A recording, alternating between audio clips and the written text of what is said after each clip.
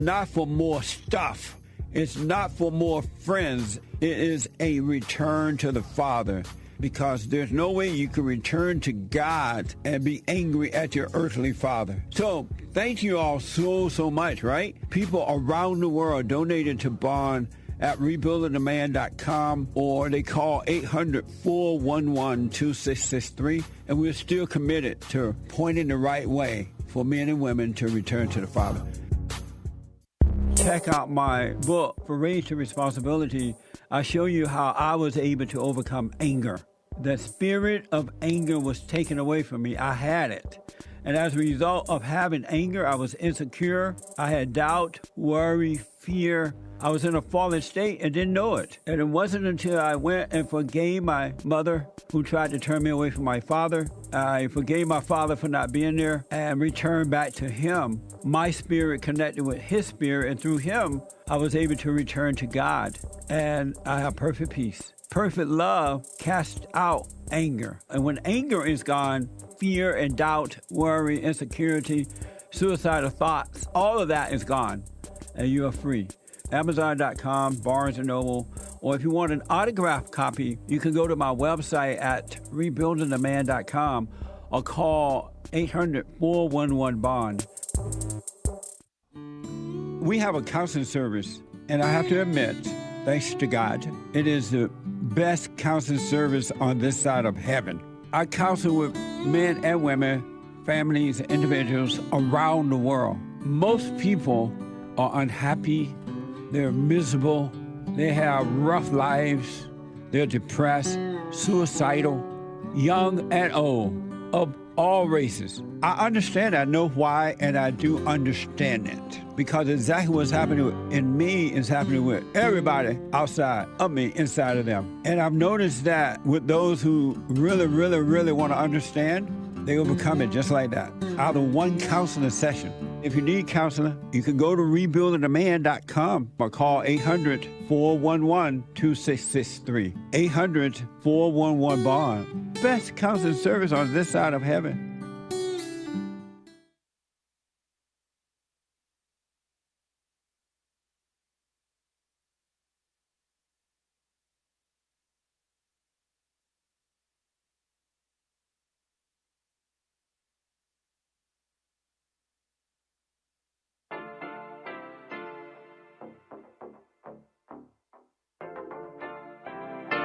Isn't he Mexican? Colombian. He calls himself American.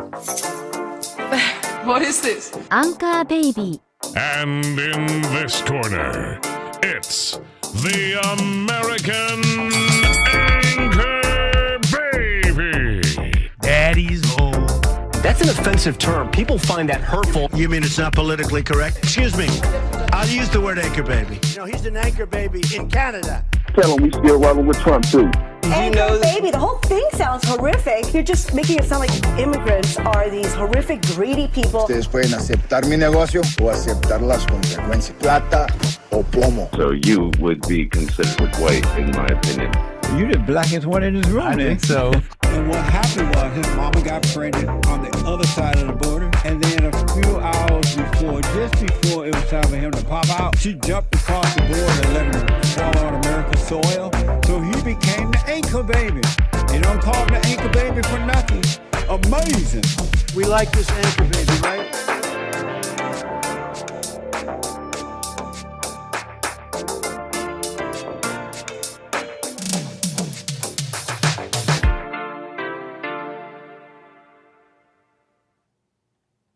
Hello, I'm the American Anchor Baby, and this is my show. Thank you for tuning in on this fine Wednesday. It is a fine Wednesday to have you all back here today on this fine Men's History Month Wednesday. Okay, pleasure to have you here. Got a bit of a show for you.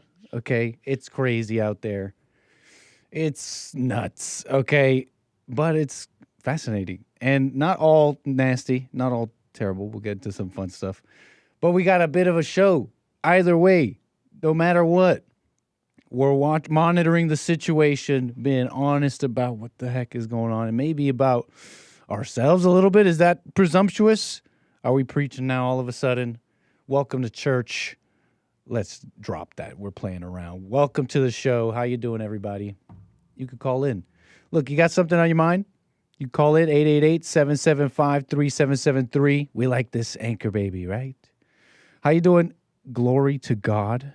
Mark, Nard, JS, everybody. How you doing, Jeffrey? Welcome to the show. Welcome to the stream. I'm saying hello to everybody here on YouTube. And, of course, the people on rumble.com/American Anchor Baby. Live on time at the exact same time. We click the button. You got to click a button now. So you got to, go live. It's cool. It's snazzy. Rumble, I'm understanding you. Young Glizzy incoming. How you doing?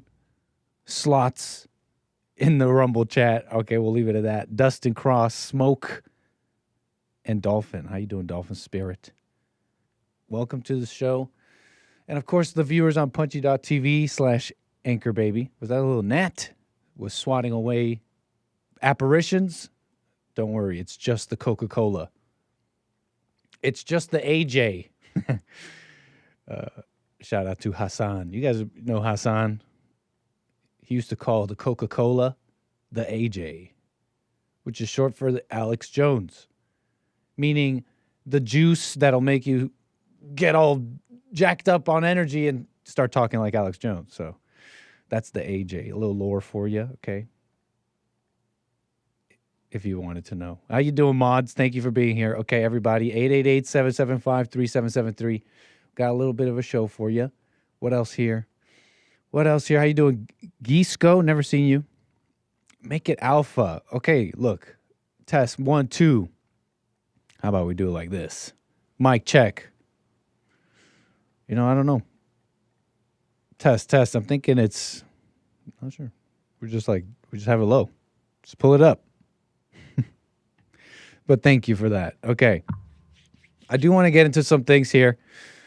I wasn't even planning on talking about this Minneapolis shooting, but it formed itself. It's just quite interesting. I guess this is the main news, right? I don't know why I feel like it's like, another shooting. It's not interesting. Another. But let's slow down for a moment. There's some details that have come through. But before even all that, because some of the alleged identities are possibly revealed, did that even come up on the Hake Report? I heard him searching it up and getting into it a little bit. But there was some shooting, okay? Minneapolis. So we're going to Minneapolis for this one, right? And you're familiar maybe with Minneapolis. You're maybe familiar with Tim Walz, right? Tim Walz. I heard of him. What's he up to? He's still governor? Yeah, Governor Tim Walz. And guess who else Minneapolis has? I believe her name is Amy Klobuchar, right? Senator from Minnesota. A little bit of the people in charge, a little bit the voices that respond when something like this happens. She's here in the news, for example, MSNBC. We got a little bit of a clip for you. I just want you to take this in with me. All right, you hear about the news. Shooting in Minneapolis, right? You see the headlines, 2 dead. And we're talking about young, 2 children, right? The story goes that they're in church pews, getting shot at from the outside. Through windows, detail, right? It's early. Fast live updates are happening, but they're saying at least 17 were injured. And when a shooter fired through the windows of a Minneapolis Catholic church toward young people worshiping at Mass. The shooting occurred at Annunciation Church. I wanted to say Annunciacion. I don't know why. The Catholic, I don't know. Which also houses a school. The shooter approached the outside of the church building and fired out inside toward the children. 2 children were killed, ages 8 and 10. 14 of the 17 were children. And, we'll get into more details, but I'm taking in the story. I'm taking in the headlines, kind of reading a little bit. And it hit me, right? I'm watching this clip. And I'm like, I know exactly what the heck is going on here. But let's watch it together. Let's watch this together. And let's just play this because I want you to just take it in with me, right? This MSNBC report. They got Senator Amy Klobuchar responding to this, okay? So just take it in with me. Take it. Let's go. Us right now is Minnesota Senator Amy Klobuchar joining us on the phone in addition to our panel of reporters and analysts. Senator, thank you so much for joining us. What can you tell us about what happened here? Thank you, Anna. I'm here in Minneapolis, and I, of course, have talked to the mayor who has been on the scene, and this is just a horrific, tragic act of violence. These kids, and I've also talked to the mom, Kate Nyland, of one of who has 3 children who were in that mass.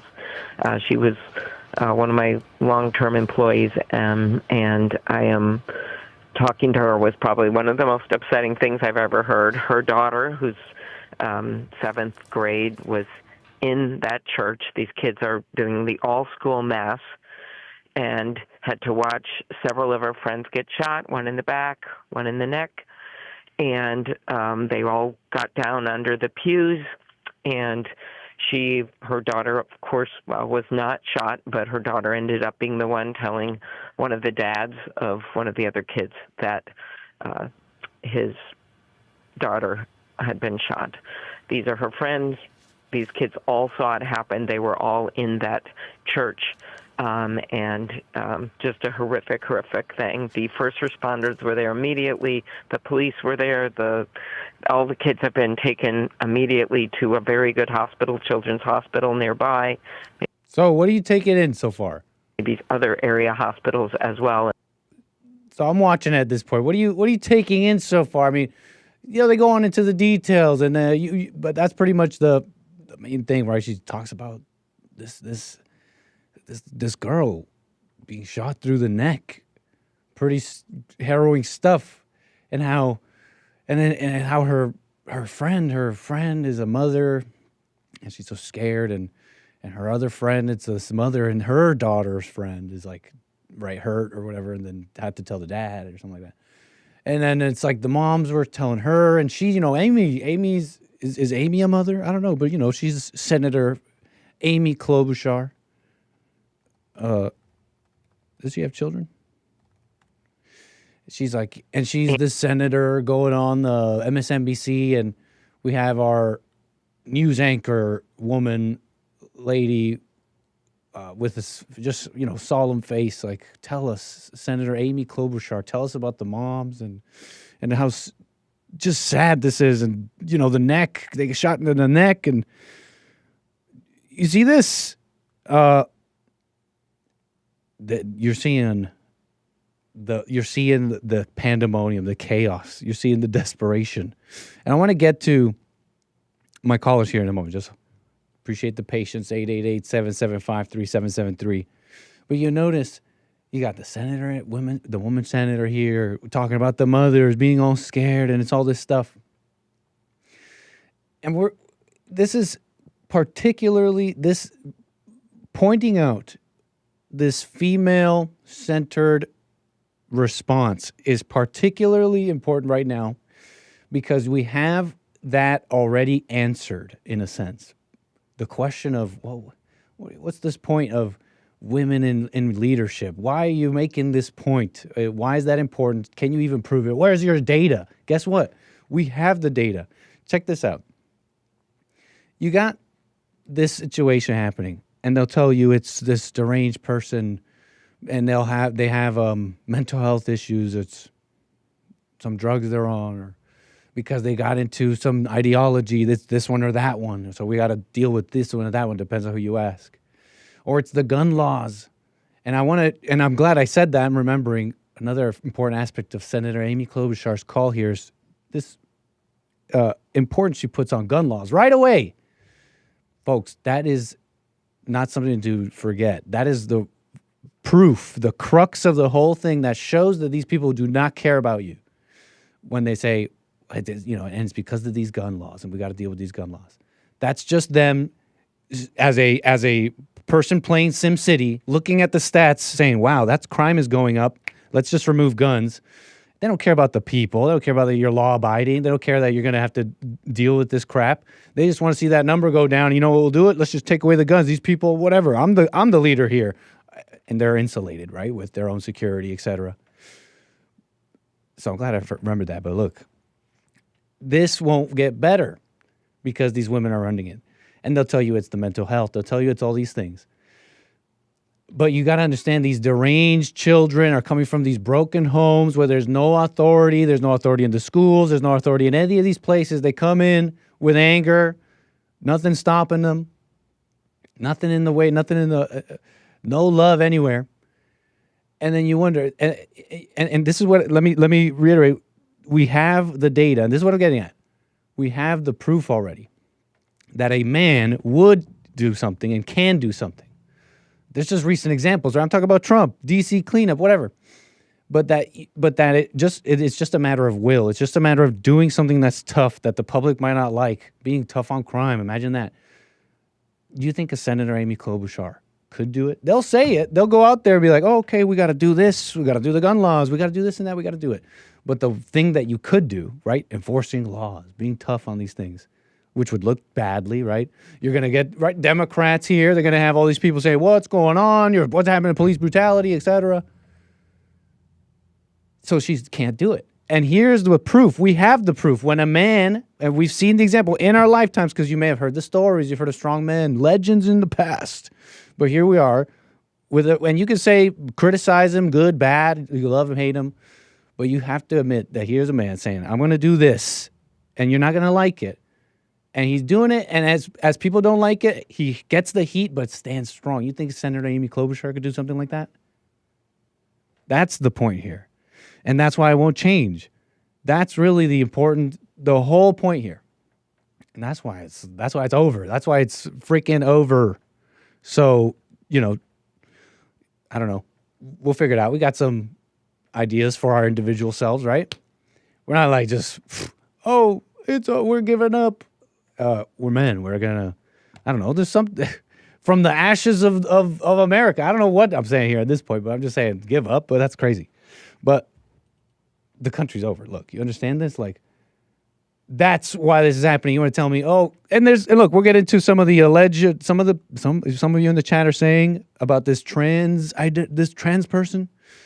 I don't know if I've seen any definite stuff, but X is popping all over. And when I see X like this, it's like, they're usually ahead of the mainstream media.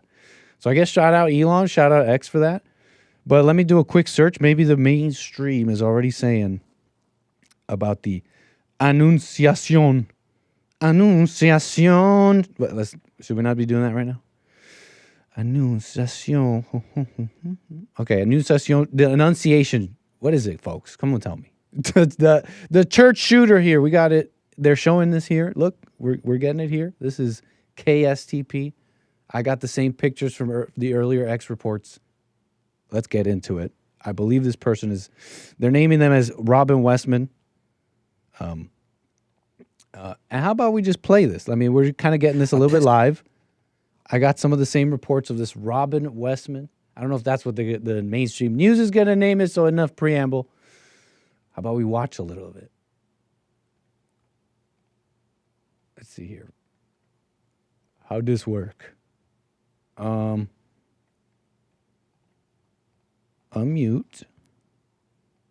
And we've been waiting to find out more information about this suspect, and we're getting We know this is a young man in his early 20s. Our investigative team working very hard to figure out more information. We do want to get to Eric Rasmussen right now, who has been talking to his sources, working to confirm the identity of the school shooter. Eric?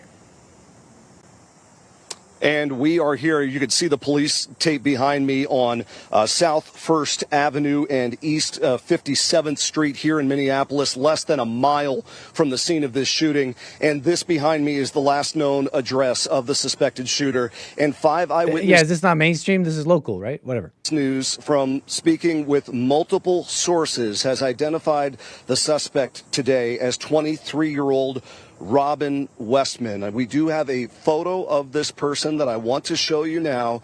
Again, we've been working this over the last several hours, as you might imagine, and this came in as a tip. My photojournalist and I came out here, I would say about 90 minutes ago, still working information on that tip, and found this area already taped off, multiple agents on scene. The BCA is here, other law enforcement is here, and they've been coming and going for about the last 90 minutes. But again, to confirm what 5 Eyewitness News has learned from multiple sources, the suspect here, 23-year-old Robin Westman, this was the last known address. I could tell you when we rolled up here, again, going on 2 hours ago, we saw agents speaking with a slightly older man and a woman. I don't want to start connecting dots that we haven't been able to confirm yet, but talking to neighbors in this area, many of them telling us that it was a family here at this home behind me, and a variety of sort of accounts of interactions with that family. Some saying they were very quiet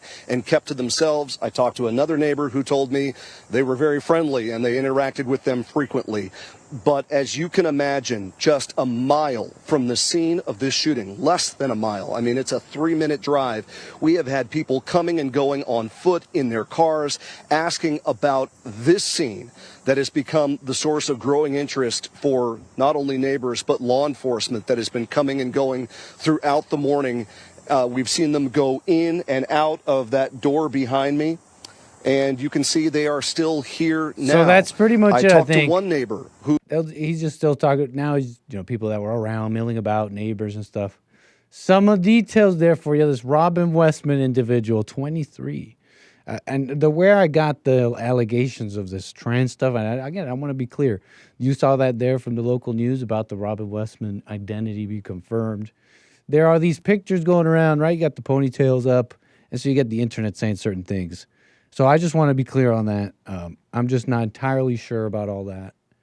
And they're saying that this person's social media, this is where the reports on X were early, saying that this person's YouTube account was removed. It violated community. Suddenly, this person had a YouTube channel, and they're saying, okay, YouTube removed it. This person has like a TikTok and was posting videos allegedly before this happened, showing these pages in a diary in some kind of book, and it looks like gibberish.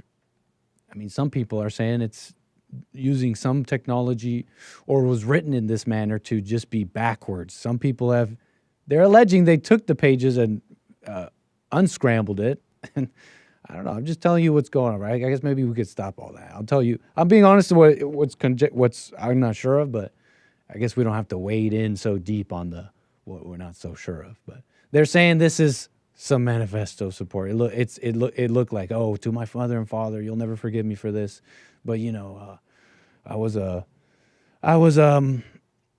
I never became what you wanted me to be. But look, whether that's true or not and all that, people are going to say it's a trans person. Look, these trans people are deranged and want to do this.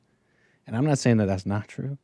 I mean, if you noticed, think about someone I just noticed the flippance to the law, the antisocial tendencies and behavior of the LGBT community, just straight up. And anybody knows that the antisocial behavior, I'm not trying to be all clinical like some kind of psychologist or a state doctor or anything. It's just, this is how I'm parsing it. Like, that's just an antisocial, right? You hate society. I mean, you do find these people there, the LGBT, the trans. I mean, they'll say it's because society has thrown them away, but I mean, society has largely tried to accept them, right? But a large amount of people just don't agree. Yet they're trying to be so nice about it. Have you noticed that? It seems like there's really something wrong inside of them, right? The world's trying to be so nice about it, but let me terrorize you guys. I'm still not enough. I don't have enough. And if this is true, it's like I need K Donald Trump. If this is true, these images of this guns with all the scrawlings on it, if it really belongs to this Robin individual. So they'll say it's the trans, they'll say it's this, and I'm just bringing it back to what's really going on here, this derangement in the soul. And that's not me saying that we got to bring back love. Love will fix it, but it's not like, talk about politically.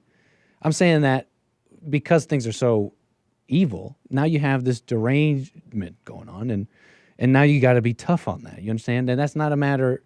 But at the same time, you can still understand that this lack of love, this lost people, lost parents raising lost people. I mean, think about it. Just start with the trans. If this is true, trans and all that, let's start there, and just work backwards, because it's not just trans, right? It's not just trans kids and the parents of trans kids that are raising them badly. But let's just start there. Just think about a parent that just takes that in and says, I know this person was 23 already, so I don't know the details, but just consider the parent class that kind of takes this in, and they're like, well, you know what? Fine. You know, the literature says this. My kid just says they want to be this. I'm going to just put them on drugs. And I don't know. They're agreeing with the world. They love the words. They're affected by words. They pass that on. Deranged parents raising deranged children, folks. So anyway, back to, I guess, some of this. What else about this? You got Robin there. They're saying all this. Folks, that's pretty much the details we have. But understand, it will not change, right? It won't get better. I mean, the people in charge don't care. They don't care about it. You think Amy Klobuchar is going to be tough when she says, okay, you know what, we actually got to be tough on all crime here, and keep things safe. We got to also, with the schools, I guess, look, it does go there too. You know, it's a spiritual thing, and you have a toughness and authority that exists in the schools and in like general life of these children. They put it like this: you're gonna have like the evil derangement going on. They're gonna be mad, but they'll be contained. They'll have to be, right, either by force or by authority. But some part of it has a more containment to it because you have men in charge, and so. You understand with that, I'm saying I'm having a reasonable stance that, you know, you can't have a spiritual awakening with every child. But you understand you now have given the devil, you're goading him now with putting these women all here, all over this, and charge, and spiritually, and how they're raised in the schools and all that. You're goading the devil. You're saying, this is free game. This is for you, buddy. You can have it. And so that's one part, and then the other part, and then I'll get to calls. The other part, that's clear that they don't care. That's why it won't get better. I think I had it right here. I think it's 3 minutes in. Look, you get it. Gun laws, but just listen to it, folks. Don't plug your ears. I don't know if you're doing that, but they do not care. This is just a city building, you know, stability tactic. If you know, it's a numbers thing. It's not material. It's not. It doesn't go into the intangibles. That's what it is with these people. That's how immigration is. It's all these tangible numbers, but the intangibles is you're diluting the culture, and it's gone. Love School that's right next door to the church, so that's why there were so many kids in the church. And our understanding is this is a pre-K through 8th grade school. A parent had described to the Minneapolis Star-Tribune children being packed into pews when this... And right, yes, they don't often have the whole school together except like that. It's the beginning, right, so they're all there. This horrific... Whatever, look, let me just do a Control F, because I'm not trying to sit here. Right, rifles here. Control F rifles. Do something when it comes to the background checks and everything, and we keep getting thwarted. We were able to pass a limited measure on a bipartisan basis, but not enough to stop something like this. And it just makes you think about that as well without knowing. If only we had the bipartisan gun legislature. Was all destroyed from one madman.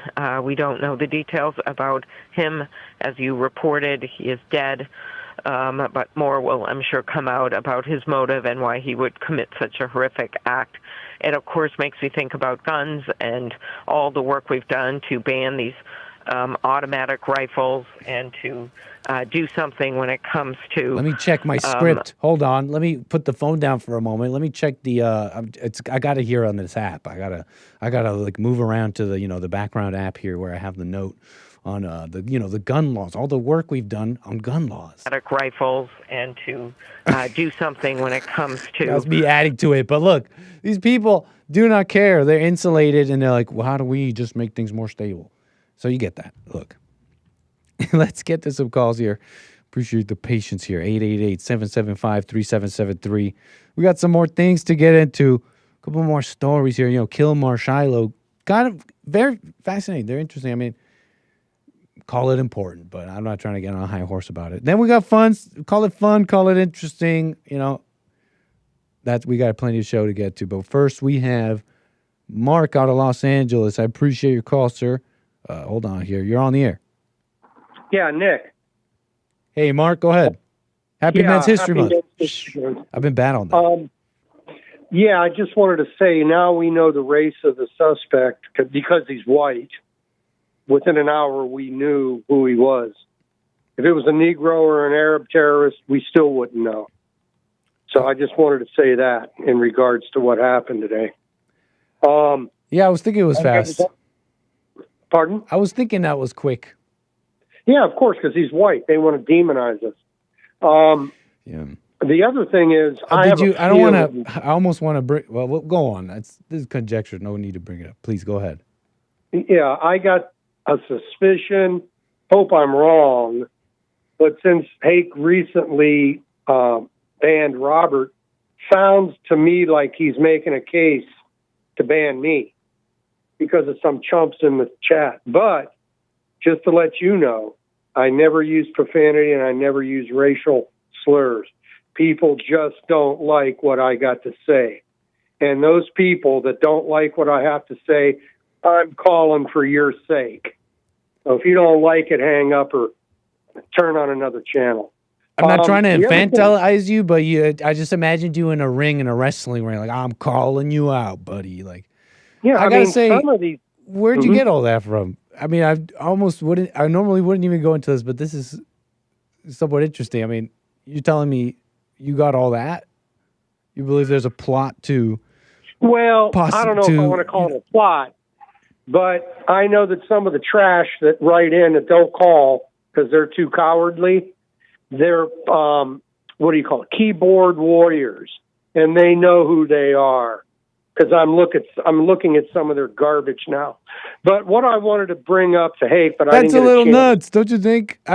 I'm talking about the mindsets. I'm not talking about the facts that you're saying, the nasty people in the snake pit, and all that. But don't you think? Talk about mindsets. That's a nuts mindset to have in the back pocket, right? Knee jerk to that. It's like these people are setting it up for me to get banned. Let me just get ahead of this. You're getting ahead of something that's just a thought, Mark. No. They've actually said so. It's not. I'm not familiar. My bad. Also, that's another level to this. Is talking about things I'm not familiar with. Man, let's move on. I'm not trying to get you banned or not banned. I don't even care. No, I know. How about we move on? I know you're not. I don't think Hake is either, but unfortunately, sometimes he'll give in to the pressure from these demons. The other thing, and that's what I had originally called Hake about. It's like I should let it go. I should let it go, right? I should let it go. Anyways, I guess maybe if you're going to, I guess just insult Hake on his show, maybe. Think about that. If you're going to say something about somebody, have them respond to it, right? Yeah, but to they their won't. face. You're like, hey, Hake, I think you're pretty weak. You'd pretty much let people run over you. It's like he might even say, well, yeah, then or something, right? You don't know, but you say it to his face. Yeah. Okay. The reason I called originally to Hake, I didn't get a chance to get it out. There's a man named Herb Sadler. Are you familiar with that person? Say what? Herb Sadler. No, I'm not. Okay, he's another George Soros. Herb? Sadler, Sandler. He's one of the financiers of all the lawfare against President Trump. He got very little publicity, but I'm trying to get his name out there so people know who this rat is. He's not a Christian, okay? You look at his mug, you'll know that right away. He's not a Christian. He hates Trump. He hates the white majority. And I just think he's another threat. He's another Reid Hoffman, another George Soros.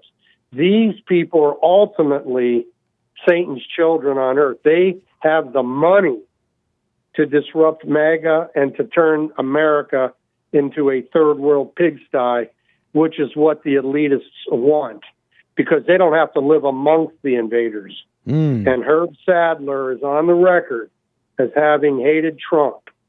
He hates Trump. He finances lawfare. And this is what I wanted to get off the hate, but I just didn't get a chance. And that's really all I got for you. What's his game here? Pardon me? What's his game here? Like, what's the... Sadler? Like, help me understand this. You're telling me this guy, this influential guy with a bunch of money, he wants to use his money, and he's been using his money to do this lawfare against Trump. You're telling me he hates him. You're telling me a little bit more about him, that he's part of this class, right? Elite class, insulated from stuff. What's his game? What are you trying to have? I guess help me understand what you're saying about him. Well, What's his you're familiar strategy with here of success? You're familiar with George Soros, right? Somewhat. Well, he's George Soros. He's not George Soros, but basically he's a world elitist, globalist, white-hating demon. And his goal is to undermine Trump and MAGA and ultimately turn America into a third world pigsty. That's who Herb Sadler is. I have no, well, I'm not going to go there. Why would he want to do that? That sounds... Pardon me? Why would he want to do that? That sounds like a lot of trouble. Because he hates, I don't know, he's got so much money, he wants to control people. He doesn't believe presidential elections should have any bearing on how the country's run. Just like most of these judges that hate America, they're activists, they're not judges, they're rogue judges. These are the real enemies of America within. And the Sadlers and the Soroses and the Reid Hoffmans, these are the devils of a society. And they hate white Christians because they're the only thing that stand in between their takeover of the country and whether they're going to take it or not. We're what stands in their way. And they've allied themselves with some of the worst elements there are. And I'm talking about judges, prosecutors, even D.C. juries. Do you know the Subway sandwich attacker from last week? He threw a sandwich on a National Guardsman in D.C. Did you see that? I'm not. Maybe sandwich. No, I'm not familiar. Well, it made big press. He threw a Subway sandwich on I think it was a National Guardsman. I heard you bring it up. They chased him down. They caught him. He assaulted a federal officer, and a black D.C. jury refused to indict. So we won't get justice in Washington, D.C. D.C., even though Trump is down there with the military now, he's doing his best to keep the streets clean. But once he leaves, it turns back into Somalia or Africa or whatever you want to call it. There's so much going on, Nick. I can't go into it all. There is a race war against whites being waged by Negroes in the streets from Cincinnati to Washington, D.C., and all points west, south, east, and north. And we have to pretend like it's not going on. And the reason they're getting away with it is because prosecutors don't prosecute, funded by men like Sadler, like Soros, and like Reid Hoffman. The reason the black crime rate... It sounds like a lot of trouble. Would they get hurt, hurting America, too? No, it'll enrich them. Oh, because they're like beyond America. You're saying they're globalists, kind of like big guys. They don't believe in Hey, I get it a little bit. Whatever. Let me ask you this. You're saying that this guy has expressed, not caring about governance in a sense. That what were you saying? That this person doesn't care about elected government or voting? He's trying to cripple Trump with lawsuits. Right. I'm talking about Sadler. Mm-hmm. He's financing these groups that sue Trump, these illegal alien groups and these other commie front groups. That's what they are. They're just white-hating communists. And they're being funded by Soros, Reid Hoffman, and this Herb Sadler. I don't know if you heard of the other two people, Reid Hoffman or... I've heard of these names, but I'm asking, you were mentioning this notion, right, that this person, I guess you're saying you didn't say this, but by way of action, by trying to go through lawfare, you're saying this person does not care about governance. What were you saying? How did you put it? Like this person doesn't care about voting or we elected President democracy? Trump. I don't know if you put it like that. Okay, the voters democratically put President Trump in office. Absolutely. Nobody voted for Reid Hoffman or Herb Sadler or George Soros. Now, I did see a good headline where Trump wants to go after Soros and his satanic son for RICO charges because they financed the riots during the George Floyd situation. Now, I'm hoping we can get him on that because I think all of them deserve to be in jail and gassed. That's my opinion. I don't speak for, your show or you. I'm speaking for myself. You're not going to be demonetized because I tell these truth bombs. I don't think that's going to happen. I don't know if you really said it. I don't know if I just heard you. I just think you just said you want these people in jail, which sounds like a lawful thing. He should be put to death, but that's just a personal opinion. Did I mishear you? You said put in jail? Yeah, jail. Yeah, right. Yeah, exactly. That sounds like a lawful thing, like you're asking for. I don't know if it's like that controversial, so I think we're cool on that. Well, I mean, look at the damage caused by the Negroes in the George Floyd riots, all financed by Soros in that case, and the Sadler guy. And it's just hate, like they just hate America, you were saying? Well, they hate white America. And it would enrich them because, Well, then they'll have all third worlders who will obey while they destroy the Constitution, will be their slaves, will work for nothing, and America will be a third world pigsty. That's right, I heard you on that. Once the white man is understand destroyed, the deeper reasoning here, but yeah, I get it. Hate, that's pretty deep. Listen, Mark, man, I appreciate you on this. Anything else you want to say? Nah. Oh, one other little news item. Have you ever heard of the Vanity Fair magazine? Yeah, I'm familiar. Okay, the communists who work there, and some of them, not all, but they're left-wing white women, said if Melania Trump's picture appears on the cover of Vanity Fair, they're going to walk out. That's how evil these people are. Now, they got a new editor, and he's a little more common sense than the previous one. And they're supposedly, from what I read, they're in talks with Melania now for a cover shot of Vanity Fair. They put that nasty, ugly Obama's wife on there 2 or 3 times. The ugliest first woman in history. She gets 3 shots. Hillary Clinton was on there. Mm-hmm. Kamala Harris was on there. The ugliest women in America get photographed by Vanity Fair, yet they won't put. They're trying to stop Melania Trump from getting on there. Yeah, I think you make a point on that, and it goes deeper. I think it really does. It's like really is a hatred of standards, a hatred of natural order, a hatred of the thing. These people, Trump and people like Trump. I mean, they like getting it. They're almost, I don't know, born for this, Brad. Like, I mean, he had a great father. He was raised right, and they hate that. They hate greatness, excellence, standards. When those things shine a light on this ugly public. I think it really is. I think that deep, spiritually speaking. Well, I think where you're missing it, Nick, it's a war on whites. And I've said that too. But I got you on that, man. No, I totally understand that. But go ahead, please. It's a war on whites, you were saying. It's like this. The rich elitists fund the thug criminals who are at the bottom of the human race. The richest communists, even though they're capitalists, they're world globalists, they're elitists. To me, they're worse than a communist. You got them at the top financing the Red Revolution amongst the minorities in this country who are burning our cities, destroying our cities. Every major city's been taken over by the Black Power communist regime. City councils are worthless, and they're financed by these demons. Soros and company. These guys are the devil, man. They're worse than any politician because they're not up to the voters. They don't have to answer the voters, and they've got more money than they should have ever been allowed to have. I don't care how that sounds to the people out there. These people are evil. They deserve to be debanked, jailed, and even worse. And that's all I got for you, Nick. Hope you learned something today. Appreciate it, Mark. Thank you, man. Call me again. Will do. Thank you. All right. I mean, I think he's just saying, like, on the softer side of things of my callers today, personally speaking. Thank you, Mark. Appreciate it. 888-775-3773.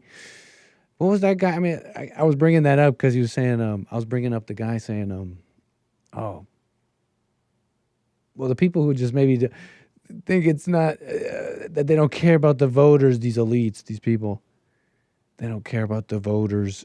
But the voters are pretty dumb, no? The voters have become quite dumb. Maybe a whole bunch of them are, whole bunch of them, you should be shocked that they're even called voters. You know what I'm saying there? Like, that voter term is even applied far too liberally. I'm a voter. I'm an anchor baby voter. Illegal parent, half anchor baby. Right, genetically speaking, right? Father, citizen father, that's how that works. But whatever, we still haven't figured that out. Or maybe I don't want to. The voters are dumb too, right? So I'm not saying I like this Herb guy, this Herbert Sandler guy, not at all. I don't know this guy. Sounds like some weirdo. How ChatGPT? How is an empire run? Is it democratic? Let's see what it spits out. Are we going to learn something? An empire is not inherently democratic. Its defining feature is that it is a large political unit made up of diverse peoples and territories ruled by a single central authority, usually an emperor or empress. Okay, calm down, ChatGPT. You're liking that one, huh? Empress? You made that one up. Well, that's happened, right? Where are they now? Where are those nations now? How it is run depends on the specific empire and historical context. But yeah, we got some, that was interesting, right? That's pretty thematic right from the get-go. A large political unit made up of diverse peoples and territories ruled by a single central authority. And I have to imagine I'm adding this in there because of necessity. You know, out of necessity, out of look at all these people fighting. They don't share any common thing. They don't care about the law. They'll say they do. They don't give a F. They'll look at the other citizens who do care about the law and they're like, look at these dummies. These are marks. Yeah, so I don't know. I don't know what I'm saying. I'm not saying anything. I'm just learning about how empires are run, possibly historically. But you know, the AI could be wrong. Voters aren't dumb, but most don't speak English. You know? And, you know, I'm not exactly sure what exactly you're getting at, but that's an interesting statement. They're not exactly right. People aren't dumb. I mean, they're dumb. We're all dumb, right? If you could, which is a strange thing to do maybe, but if you could pretend to be God or an entity looking upon humanity, we're all dumb. Even like the smartest to the dumbest, it's just like just a little bit smarter. And we all look at this guy like, well, you're a genius. You invent things. You're so amazing. But it's just like a little bit smarter. They get angry. They make dumb mistakes. If they could ruin their whole lives from a mistake because they got mad. And we're like, yo, this guy's, we worship them. So we're dumb, right? We're dumb. But people, how people operate. These voters I'm calling them, they operate, right? They know what they want. And sometimes they have beliefs on how to get it. And sometimes in not so nice ways. So anyways. So 888-775-3773. I guess this brings us a little to Kilmar. Back to Kilmar for a moment. I don't know if there's really any updates.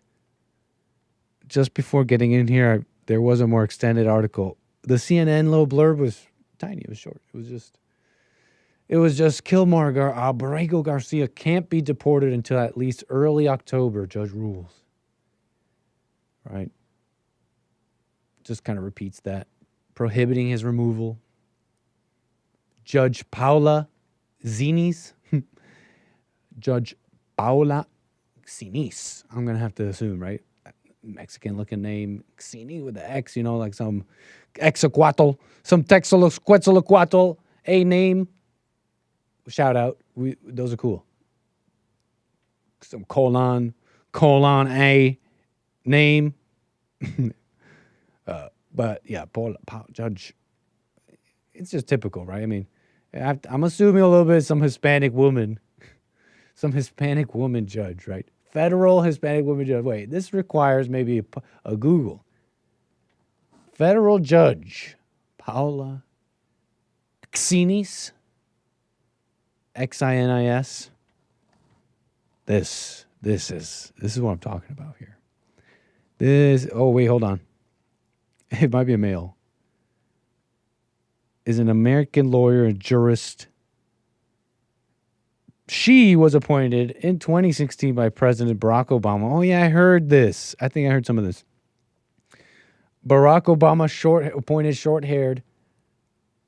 I'm assuming Hispanic-ish, Hispanic-esque woman.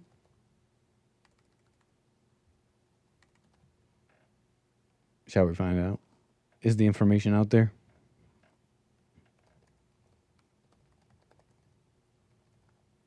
Paula. So you get it. These people, doesn't matter who you elected. Does not matter who you elected. And it's just one of those times. It's just one of those things that's getting, I don't know if it's getting spicy, but put it like this. These forces are coming to a head, right?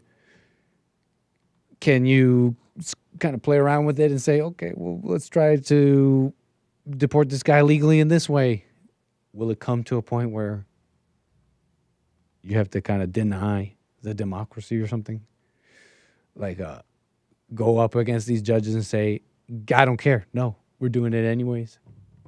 I've heard arguments that wouldn't even be unconstitutional. It would still be legal. It would be how it's supposed to be. I mean, people call me and they talk about bringing back the Constitution, how it's supposed to be, I don't know, folks. I just don't know, right? It's an old thing. And I think we can appreciate and learn from it. What am I talking about, right? What am I rambling about? I'm talking about the Constitution. Does it matter? What does it mean anymore? Let me not say all that. I don't really believe that, but these are just interesting thoughts I've heard. And put it like this. What does that matter when the people don't believe in it? And I'm talking about these diverse peoples. I'm talking about all these foreigners. You don't have that. It's gone. So that's Kilmar. Can we have it? Do we have a country? And there's not. I love Trump, right? I support him. I voted for him. So it's not me even saying okay, what's going on? Why can't you do this? It's just me saying, hey, until these things change, it's gone. So I think I could do both, right? So keep it up, and I'll keep watching. Because until this changes, until you can't have judges stopping this stuff, the country's gone. And it's the only thing that matters to do, I think, politically. Whatever. Shiloh, real quick. Look at this, came up again. And it's crazier the more you think about it. How it really shouldn't be coming up again. All this time later. Over what? It was a verbal, mutual combat confrontation. Woman at some park. Video starts in the middle of this altercation. This woman is telling these two individuals to leave her alone. She alleges theft by some kid of a brown complexion. And she says, and then she hits him with the M-bomb. Okay, I forget the exact details. How does it go? But people were supporting Shiloh, you remember. Money coming in, GoFundMe. We're watching out for you. The world's like, what? How come? So you can get almost $1 million for saying the N-word? What kind of a world is this? What kind of country is this? But everybody supporting that understood why. you can have a commentary about supporting someone, like, so whatever. You can maybe have some space with that. But look, everybody who was doing that, even in the wrong way, kind of knew what it was for. It was not because maybe some are nasty. Look, there's nasty people out there. But look, the vast majority were saying, hey, what we're supporting here is is just freedom from this. What kind of country is this? You can, some foreign person can take out a phone and threaten to ruin your life. I'm posting this on the internet. Oh, don't just wait till the internet gets this. You're just a person, in a supposedly free country. Saying, Nick, you can't go around calling people bad names. Yeah, you kind of can. I mean, there are laws for harassment and all that stuff. It has its supposed to be, has its supposed proper punishment for all these things because the law is blind. But that's gone. It's like, this person's a Somalian. That's an immigrant. Look at this white woman who said the N-word. That's the only thing that matters. And with that, you have like insane silly land, not a real place. Okay? So the story is, let me just pull it up. Then we'll get back to calls, 888-775-3773. It's crazier the more you realize what is happening here. The law went out to find her. Minnesota mom who called 5-year-old with autism the N-word in viral video, now facing criminal charges months later. And what happened, right? What exactly happened? Did someone get hurt? What happened? The Minnesota mom who hurled a racial slur at an autistic 5-year-old Somali child on a playground and raised money from supporters after a clip of the incident went viral will be slapped with charges in connection to the incident months later. Shiloh Hendricks of Rochester, charged with 3 counts of disorderly conduct, which carries a maximum sentence of 90 days in jail or $1,000 fine. Given the sensitive and complicated nature of this case, along with the high level of public attention, completing the necessary reviews and conversations with the victim's family took longer than usual. The victim's family. The necessary what family? Were they even there? You mean witnesses, right? What do you mean the necessary conversations with the victim's family? You're not getting any justice with that wording. How does that have to do with the law at all? You mean witnesses to a situation, right? That's the only reason why they'd be important, because you're trying to get the facts of a situation with witnesses and their statement. Besides that, what the heck is the point of the long process of going through the conversations of the victim's family? Insane world. It's over. Anyway, so they're going after her like this. It's just the fall into South Africa is like faster than I'm thinking here, folks. Myself, I'm like, hey guys, it's like we were laughing just yesterday. Hey, it's gonna take a while, right? I don't know. It happened pretty fast. It's happening pretty fast. The South Africanization of America, which, by the way, guess what? That's results with dead white people. Isn't that terrible? I don't want to see that. But that's how we have the data on that too. We have the data. Some of these mysteries have been answered anyways. But what else about this? So those are pretty much the 3, I guess, there that were on my mind about the country, whatever, right? I mean, it's just the truth.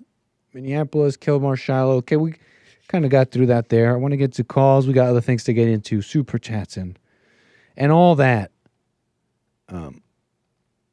But yeah, let me see what y'all are saying. BuyMeACoffee.com/AnchorBaby. Thank you for the support. Rumble.com/AnchorBaby. Supporters, super chatters, etc. Yep. Stephanie pioneered the N-word saying, and Shiloh got all the money. What a terrible status of deep lore. Carver, how you doing, man? Nice to see you in the chat. That's some deep lore. But Stephanie, what do they say? Stephanie walked so Shiloh could run. It's all a progression, a continuation of greats on the shoulders of giants. Don't look at it such a way.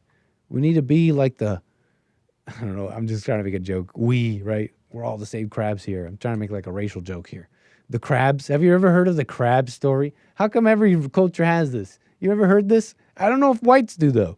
I don't know if I've ever heard whites say this little story, but I've heard a Chinese person say it, a whole bunch of Hispanics, different kinds, Brasileños, Europeans. The story of the crabs. Oh, no, I've heard a white person talk about a similar story, the story of the two dogs.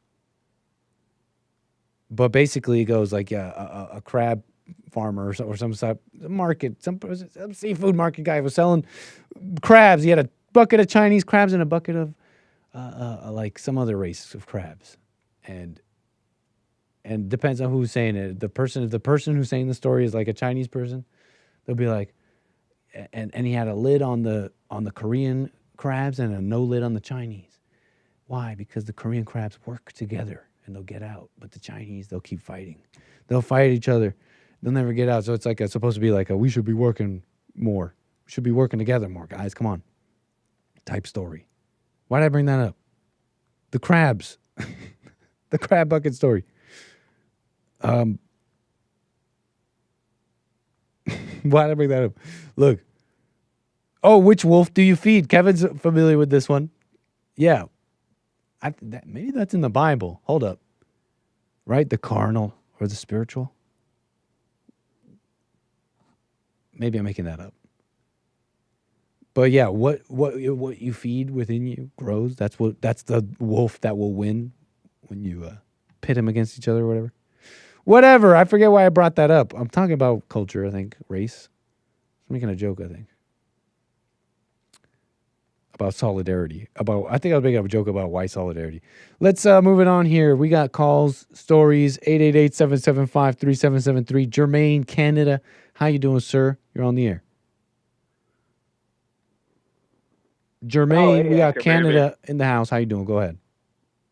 Nice. I'm driving, so not sure if you can hear me so well. I got you nice and loud.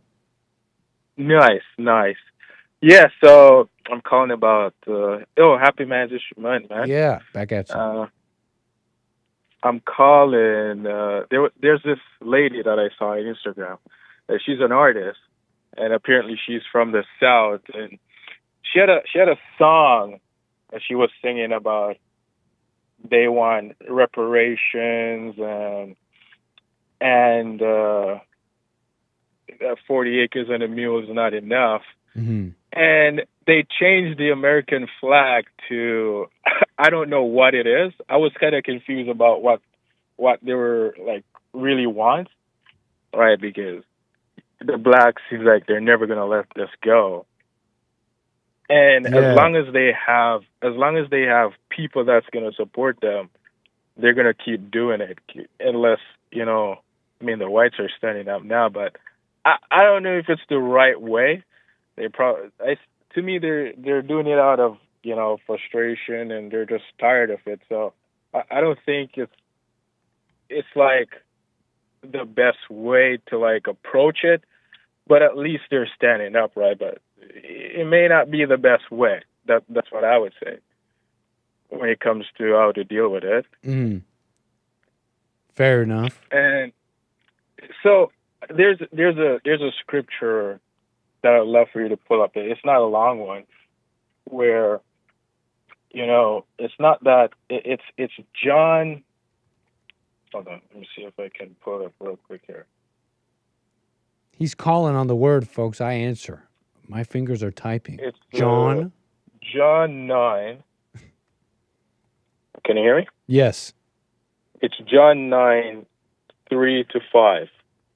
Chapter 9, 3-5. Did you want me to read it? Yeah. Oh, you don't have it? Neither this man nor his parents sinned, said Jesus. Yes. But this happened so that the works of God might be displayed in him. As long as it is day, we must do the works of him who sent me. Night is coming when no one can work. While I am in the world, I am the light of the world. So what's that mean? Amazing. to me, it's saying, once you're in the darkness, you can't do the work of God, But Jesus, he was in the world at the time, but he had made a way for us to see the light and for us to like bring light to the world. So it kind of shows that the blacks are we all are sinners, but it's generation, of course, but it's for us to overcome because there's a way. But the blacks it doesn't seem like they want to let go of it, so it's going to just keep them in the darkness, and they won't make a way for themselves so they can be an example for the other blacks. They're just in darkness, and they keep leading the other blacks into darkness. And it's just crazy. They're never going to let it go. Well, yeah, blind leading the blind. It stays like that for sure. It's terrible. Yeah, the past just... Were you thinking they could handle it a better way? What do you mean, the whites? You were saying, who were you? You were bringing them up, right? The whites? That you liked what they were doing? I mean, I don't know, because, they're when you're frustrated and you just want to... Talking about the raise the colors, right? Sorry, go again? I'm trying to remember. You were talking about those people over there in England. In England? I misheard you. Well, but okay, you're saying that you're seeing them frustrated. Just in general. You're seeing them frustrated. In general, because they're tired of the blacks, the That's fatigue, the cry of racism, and all of this bullcrap. People don't want to deal with it anymore. And some may be doing it the right way, but then if they're frustrated and angry about it, then it won't translate in a good way, because it's just two angry people now fighting each other, and then nothing real ever could come from it. Of course, because the source of that, what's really going on is frustration is still anger and fear, because you're frustrated. Why be frustrated? Why not just do the right thing, right? You're frustrated because you have a fear that you can't say, you can't speak, you're afraid of losing this or that, which are all understandable things. It's the reason why whites are afraid, or whoever, can't say the truth, make the country operate in the way you'll have the world come down on you. But that being said, that's why you're frustrated. Being frustrated is a useless thing. It has no purpose, and it's totally internal. Why be frustrated? Why not just do the correct thing, say the truth, etc. And and then once you examine that, you kind of get your answer. You have the spirit of fear, to summarize. Yeah. So that's why it's wrong. It's evil. We kind of made that clear. Thanks. Yeah, and it's kind of funny because we're kind of expecting it to get better, but it won't get better. I don't have any expectation for it. Trump is doing the best that he can, right? With all these evil people down on him. And it's understandable because from what I remember, Jesus said, he didn't come to bring peace. He came to bring divide. He brought a sword for us. And it's going to divide us in the household and friends, and people are going to hate you. And it's just what it is. And it's going to get worse, man. I don't ever see it getting better. Totally, man. I appreciate your calling this, man. Anything else you want to say? No, man. Just, have a good show. And it's been good. You guys, I appreciate you guys. Totally. Appreciate it, Jermaine. Call me in. Shout out to Nazi Coon, man. Yeah. Derek, the black producer, which I clarified once on a Punchy TV episode. I don't know if I put words in his mouth, but from what I know about the young fella, I translated Nazi Coon to, it means I love everybody. It means I love everyone. And and maybe some other things, but that's how I take it. It means I'm a Christian and I love everyone. Nice. All right, Nick. All right, Jermaine, call me again. Call, man. Yeah. Bye. That's Punchy coming up later, in fact. We got a little bit more American Anchor Baby. And then we got punchy.tv/ what? Punchy, I believe. It'll be live on punchy.tv. It'll be live on Punchy YouTube channel, Punchy TV. And we'll be live with the experts, okay? We're getting down. We just got to come in. It's kind of cool. Kind of come in with like things we kind of like, but we end up just kind of speaking naturally, and ourselves kind of come through. I think personally, maybe that will evolve. Huh? A little producer action. By the way, I think I'm allowed to say, if anyone's listening, you hear me out there. You got the skills.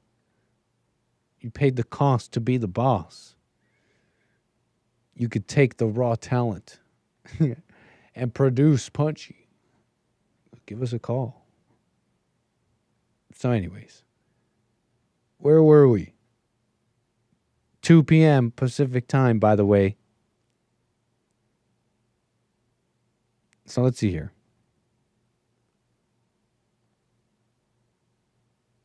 I don't know how to undo that, folks. Sorry. Doc, I'm talking to the YouTube chat. Yeah, I don't know how to undo that. Someone caught strays, maybe. Dustin, thank you for that. Appreciate that.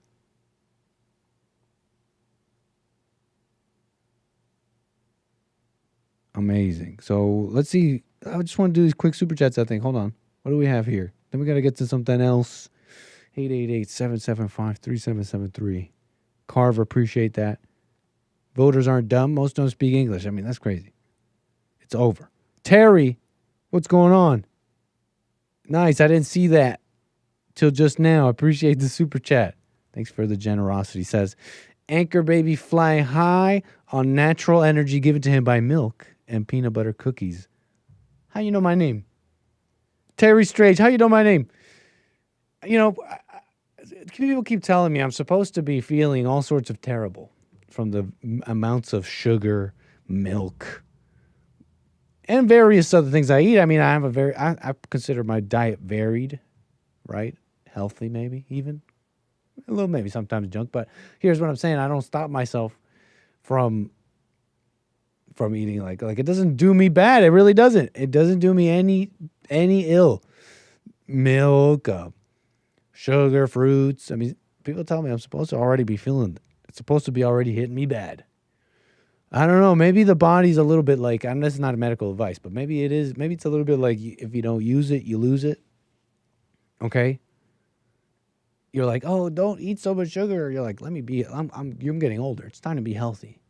And then you stop drinking milk and you stop eating nutritionally dense things. I'm not just saying eat candy, but, nutritionally dense things. It's just, it hurts my tummy. And then you lose the ability. I don't know, maybe I don't know. I feel fine. Nutritionally dense foods like peanut butter and milk.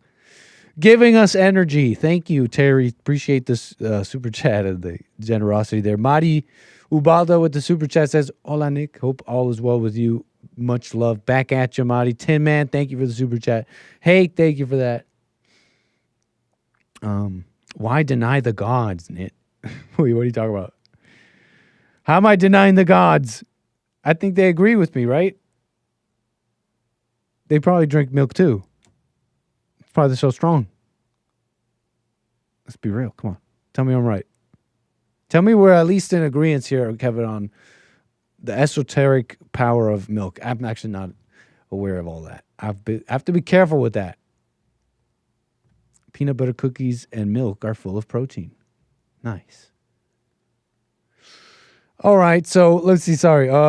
Appreciate that, everybody. Oh, yeah, this was also interesting. My caller brought it up. It was a little confusing, right? You start at verse 3. It says, neither this man nor his parents sinned. I'm thinking, what parents are you talking about here? What's going on? Okay, we got the context. John 9. It was when he's healing the man born blind.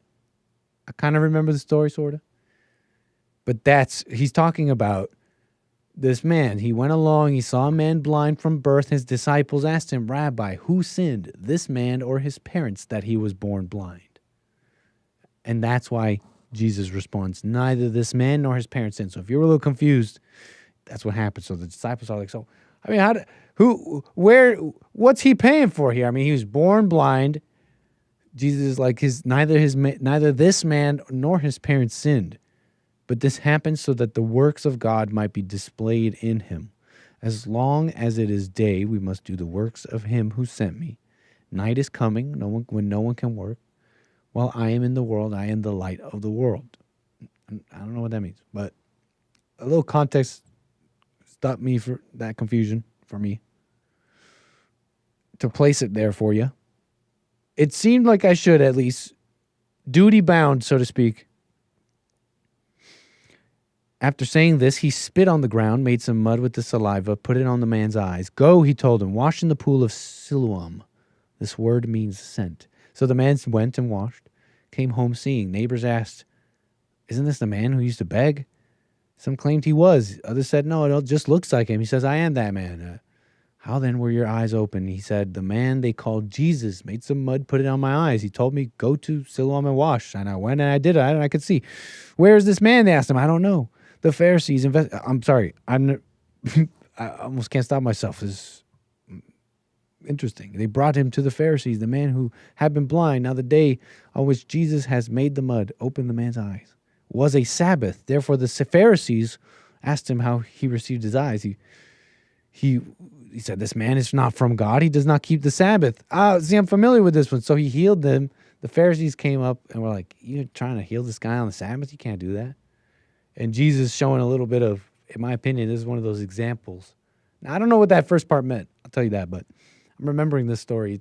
To me, it's an example of the word, the spirit, right? Spiritual understanding, seeing from within versus without. I think it's a little bit of an example of that, right? It's the letter of the law. It's the Sabbath. You can't do that. And I'm like, dude, I'm literally healing blind people with the power of the Father who's sent me. Also, interesting, he does say this happens so that the works of God might be displayed. As long as it is day, we must do the works of him who sent me. I mean, I'm not trying to start a fight here. It's not my wheelhouse. But hey, he's talking about God. He didn't say he's God here. So anyways, I thought it was one of those cool examples. Let's move on here. Right? Because these guys are like, you got to follow the letter of this. The Sabbath is here. It's like, you don't know God. You don't know God, like inside. Think he cares about that? That doesn't even make sense. I'm literally healing people, bro. With the power of my Father. All right, let's keep it up here. We got more stuff here. We got Defenders of Raja. This one's kind of interesting. Especially because I'm like pretty familiar with this topic. And I'm talking about, black people, sure. But it goes beyond that, man. And I think we have a little bit of opportunity to do that here. So, the wrestling community. Now, I'm not familiar with wrestling like that. I remember watching it growing up.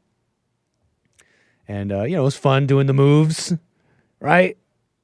The wrestlers that were there when I was a kid? What?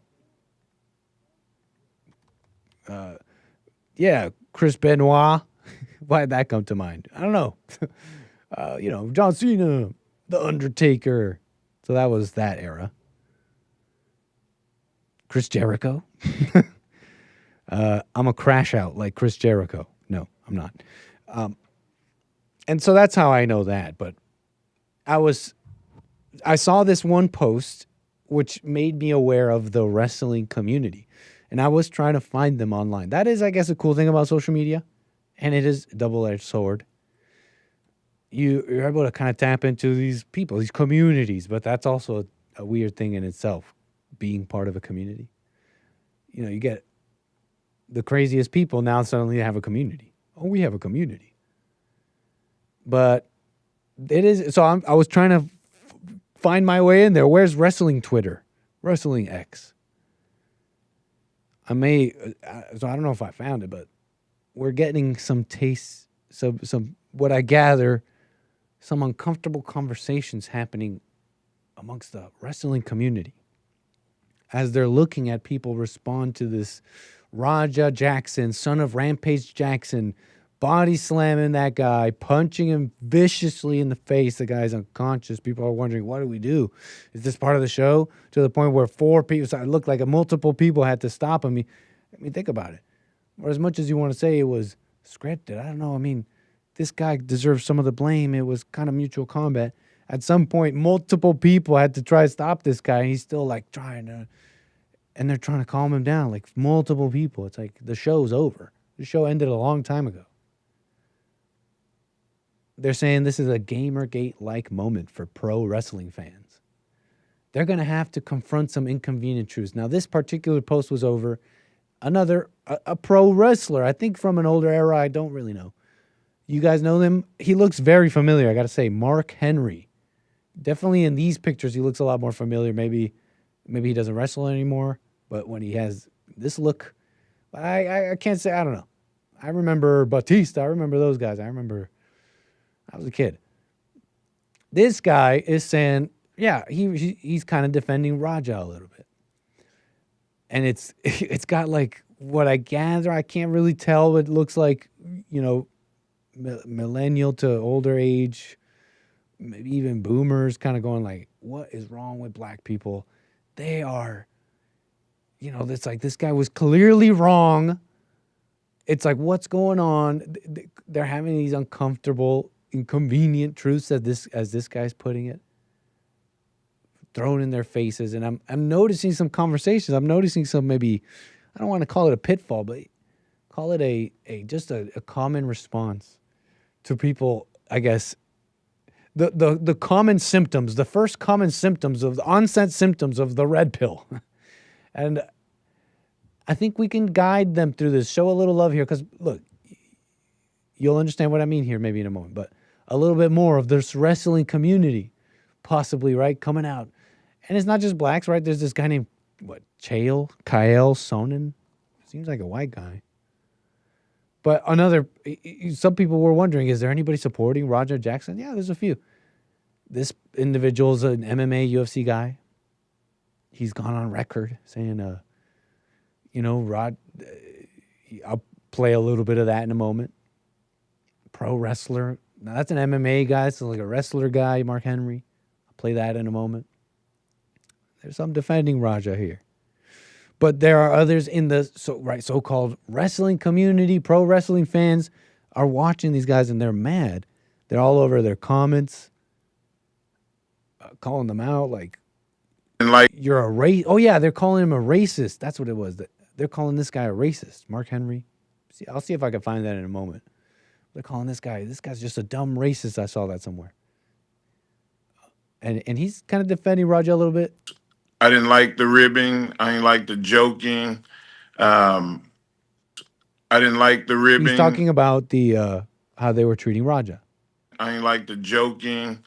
And anybody that talked to me that I didn't think was worthy of having that kind of aggressive conversation, they got that work.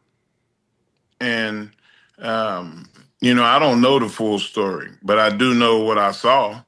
And it looked like he wasn't smart to what was going on. And the dude that was messing with him bit off more than he can chew. I thought that too, Hake. It is not. This is, in fact, not Shaquille O'Neal. And, we've made that clear at this point, I think. Mark Henry. I thought that too. You got to be careful, one, who you mess with, and two, what kind of example are you as a veteran for inciting a riot with a kid? Inciting a riot with a kid. He's not 12 or nothing, but he's still significantly younger.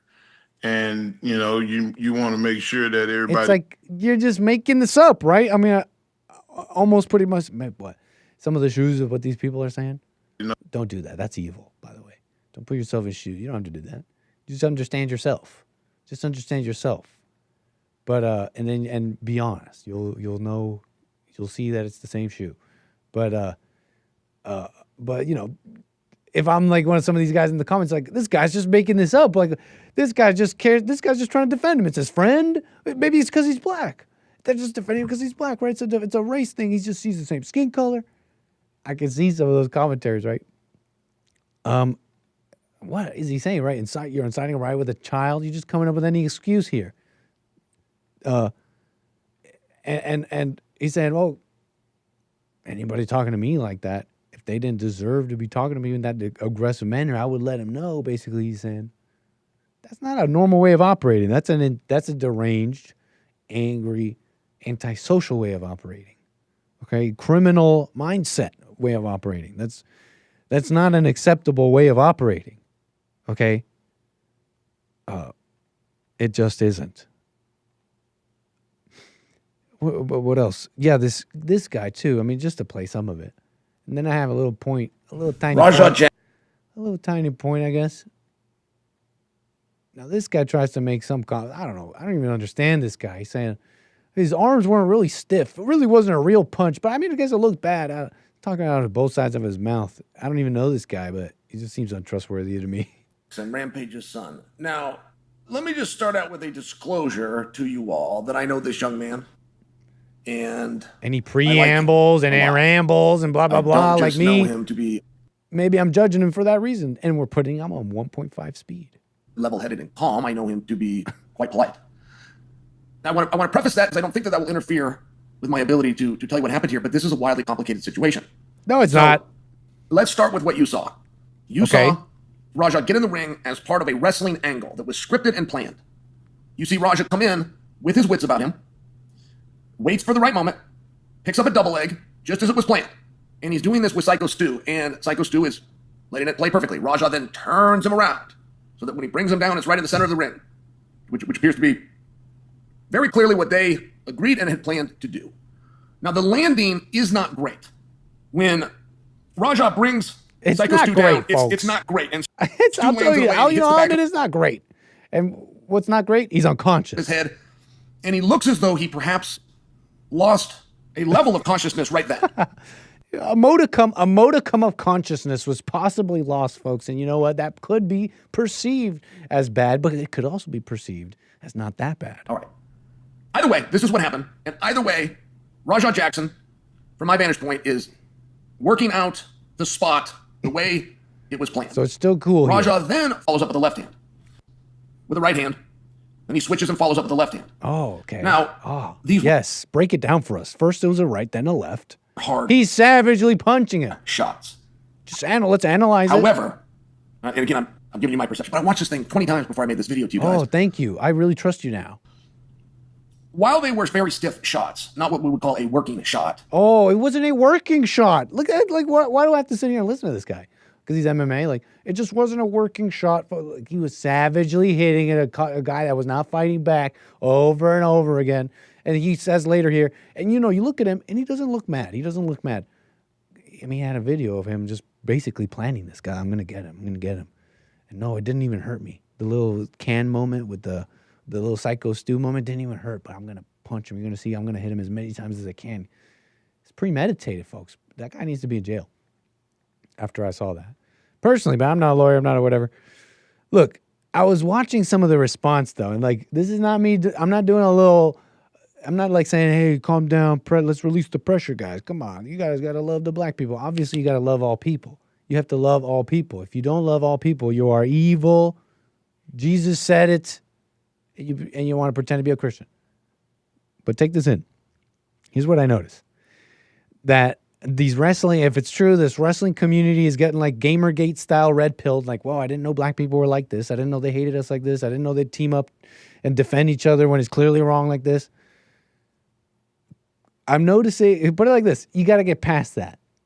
And if I may kind of help out people here in a show of love, in a show of understanding, let me guide you through this. Let it pass. No, the anger is not useful. And understand me when I say you have to understand your black brother here, what's going on with them. That's not me saying accept anything, but I'm trying to guide you through this initial painful moment. Maybe it's not helpful, and maybe the faster we get through it, the better. And so allow me to guide you through this. Look, what's happening is these people, right? You'll notice they'll defend each other. They're lost. They're in a fallen state. And so they don't think. You don't think. You have a lower minded thinking. You think in groups and teams. I'm saying that not to accept that. I'm saying that so you can understand. When understanding comes, you drop the anger and maybe you can actually do something. But imagine that. Does anybody relate? Does anybody relate? I didn't really have that. I don't know. Put it like this. Maybe I grew up in a very cosmopolitan. It's already very liberalized and diverse.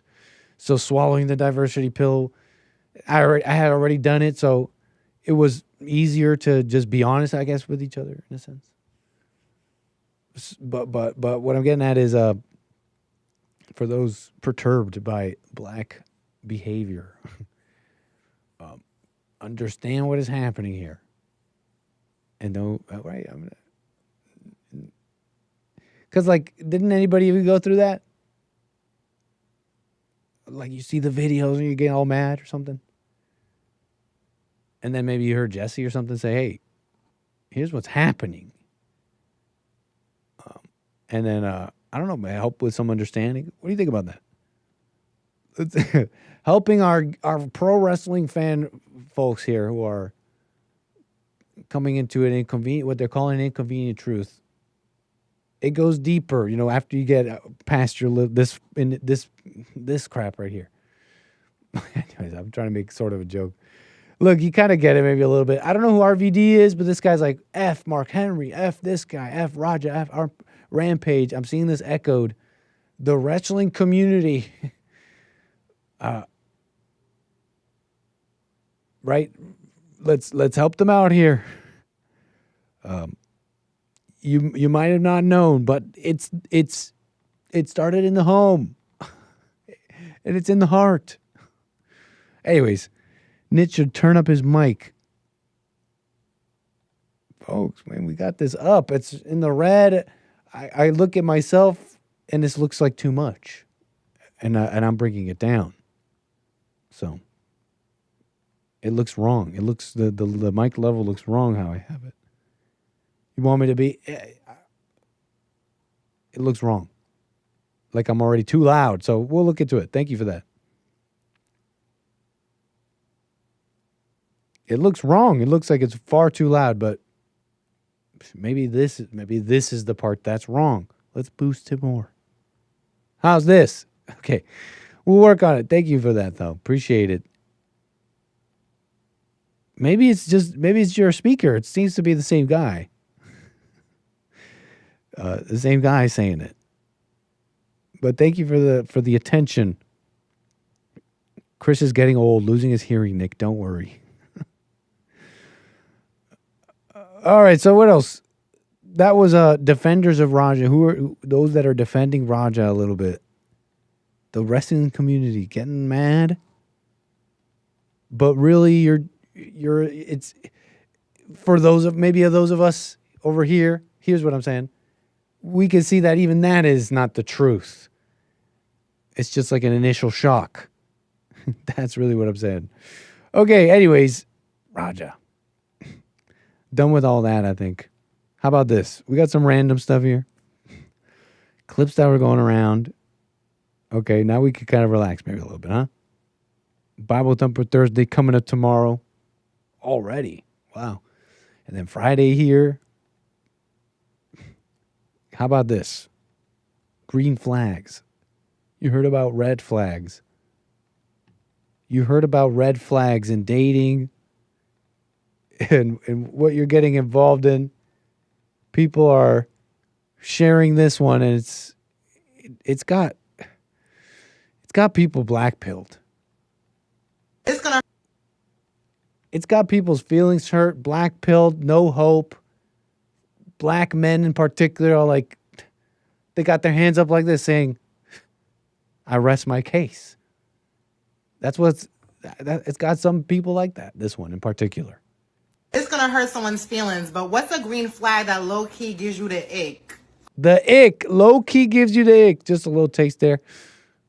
What is a green flag? Meaning a good quality when you see, right, a red flag in someone, it's like, okay, this is a bad quality. This is a sign of something, a deeper issue possibly. It should be a flag, right, telling you to avoid. This is a green flag, right? You like this. This is a good thing, but, you're a girl. It gives you the ick. You still don't like him. I'll let her explain. How about that? Oh, I know my answer. And my answer is for surely going to hurt somebody's feelings, but I truly don't give a fuck. I cannot date a man who is a good father. Who is a good father. Ouch. Who is a good father. Ouch. What are we to do? What are we to do with that? Is that a truth nuke? That's just way too honest. No, it was just a funny edit. That was just a silly edit. We'll get to calls. Thank you for that. 888-775-3773. She was getting major hate. What if I told you? What if I told you? This is maybe the internet for you. What if I told you she's absolutely correct? Wait, in an alternate timeline, yeah. Yeah, this one was actually right. No, we're not in an alternate timeline. You're like, she blat. You guys are like, she's blat. That's why it's over. Black community's got problems. She's like, what's a good flag? But it just turns you off. When he's a good father. When he's a good father. What if I told you in the same timeline, this woman's actually right? Hold on. And she might swear again. Hold on. Apologies. Hold on. We got it unmuted, right? How do you work TikTok? Oh, thank you. That's a green flag that low-key gives you the ick. Oh, I know my answer. And my answer is for sure these feelings, but I truly don't give a fuck. I cannot date a man who is a good father. There's always a back-to-school night, a parent-teacher conference, a birthday party, a play date, a recital, a game. There's always something that he has to be at. And as he should, because that is his child. And I also cannot date a deadbeat because, sir, where is your child? Why are you not involved?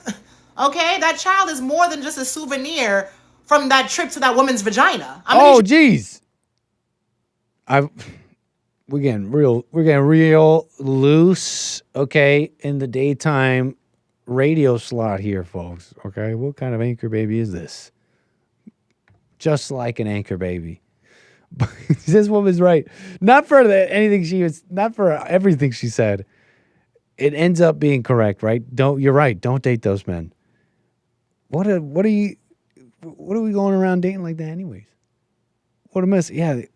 There's always a recital. I guess it really was about her still. I appreciate the patience. I'll get to the calls. Hold on. 888-775-3773. I guess this is important. It's just silly, really. Low-key gives you the ick. Look, you shouldn't even be dating, right? Should that be the end? You had the kids. You tried it. You did your best, right? You gave her a shot with this one case. Ended up with the children, and it ended up the way it did, however it did. And that's the story.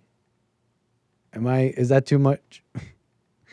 I'm not expecting this of anyone. I'm just saying, is that asking too much? I mean, look, it doesn't work. It doesn't work. I know she's just talking about her, but it really doesn't work. You made the kids, you gave it their best shot. And now you're in this stage. You're in a different stage of life. Okay? Time to grow up, okay? Going around dating. I don't know I haven't gone through such things, so I could speak on it, but whatever. I can admit also not knowing. Chris, let me get to Chris. How about that? Let's get to Chris out of Florida. Appreciate your call, sir. You're on the air. Oh, how you doing, Anchor Baby? How's everybody doing over there? Great, man. Thanks for asking. All is well here. Keeping it going. Yeah, a little bit of the same old, but some new. Great, though. I hear you. And yeah, and everybody, blessings all around and everything. But I just wanted to make a quick comment about that wrestling work, that fiasco that had happened. The thing is, 110%. All this rage and violence stems from the father, how, maybe letting a little kid that's 4 years old watch, just grow into watching this kind of stuff. It just built into him, it's like a little small demon, and he's just turned into something. So the guy, he was basically in the wrong with just, he knew what he was doing. It seemed like the premeditation, the little video that he made before too, saying, "Oh, I'm gonna do this, I'm gonna do that," and you saw that. We all heard it, and probably people have seen that worldwide. But they're gonna probably spin it and say, "Hey, this was part of the work." But you and I know that, that guy, he's probably gonna have like concussions and headaches for the rest of his life, and it was hopefully he recovers good, but. He should understand too that when he put himself at risk going to that kind of job. But yeah, I don't feel sorry for him, or I'm not happy for either of them. You're saying the wrestler? Yeah. So The one who was punched by Roger Jackson?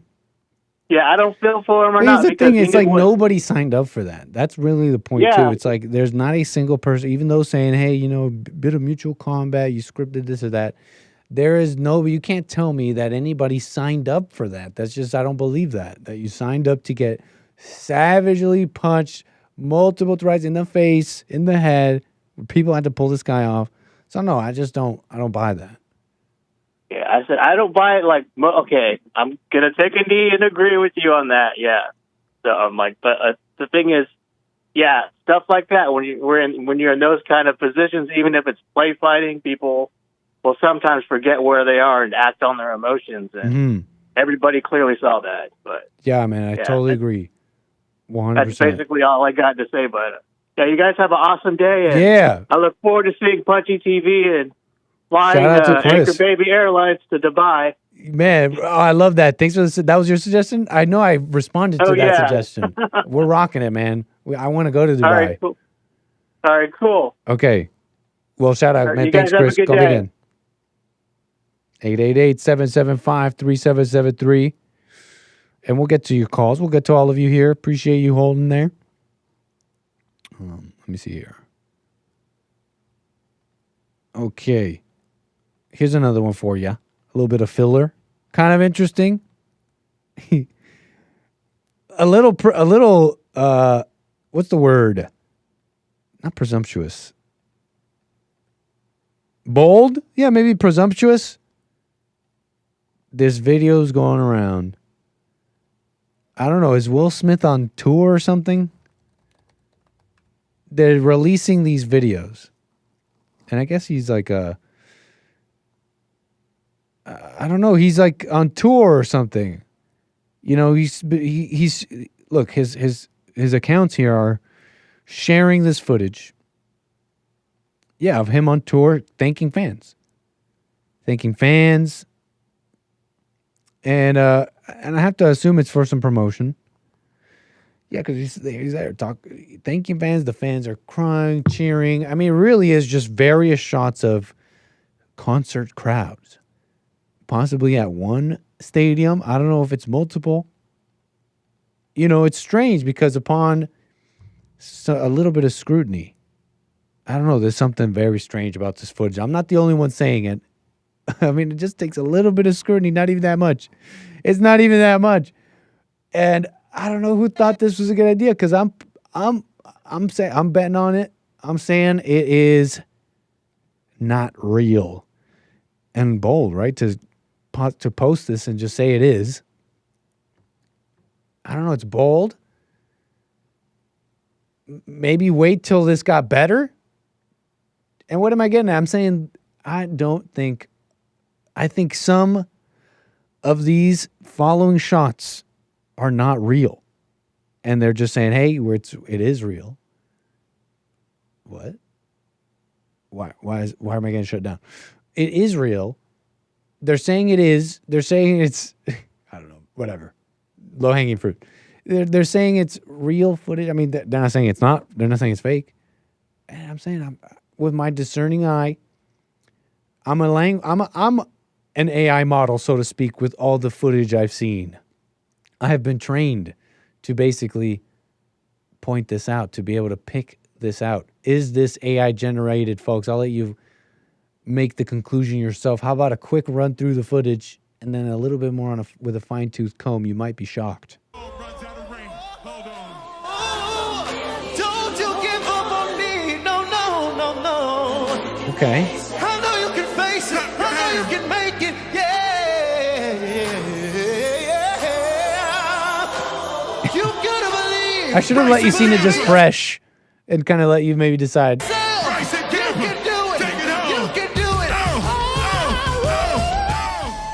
Brazen? Brazen? Through the dark night. It is a hologram. Am I AI generated? I can always tell. Chris has also been trained, is a language model himself trained on countless memes and footage, can tell if it's AI generated or not. Tell us. You're saying it is. People are saying it's AI.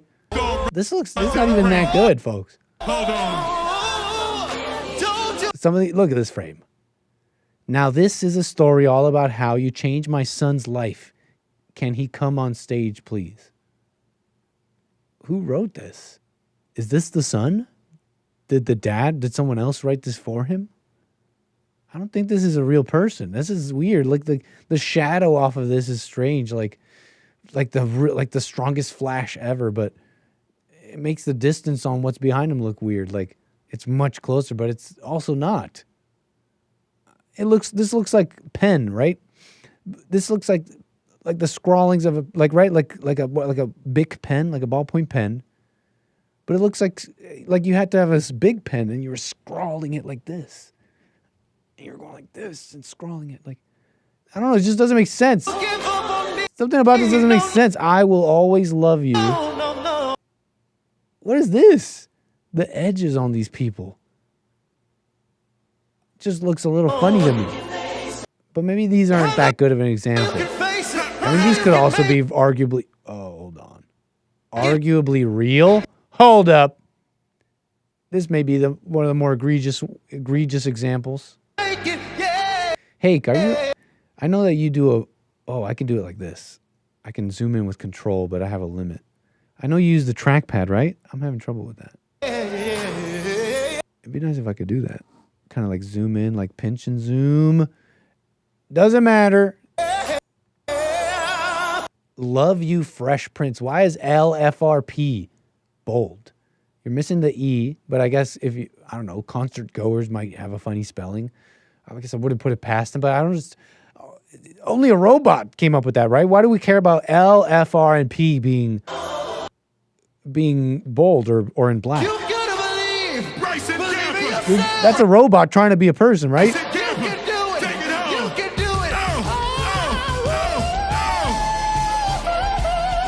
Wow. Now this one was incredible.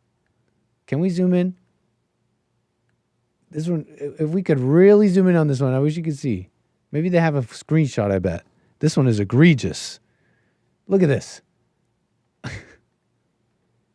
Those aren't people. Those aren't people. And if I could zoom in a different way, I bet you could still do it. You would see that those not people move. What I mean is, it's not like a digital error, like some kind of a network error or something.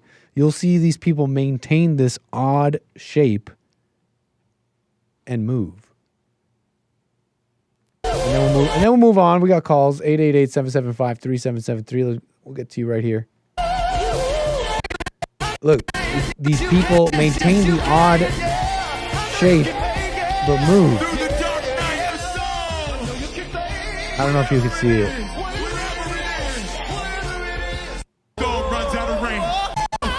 Whatever. I say it is AI. Yeah, I don't know if you see that.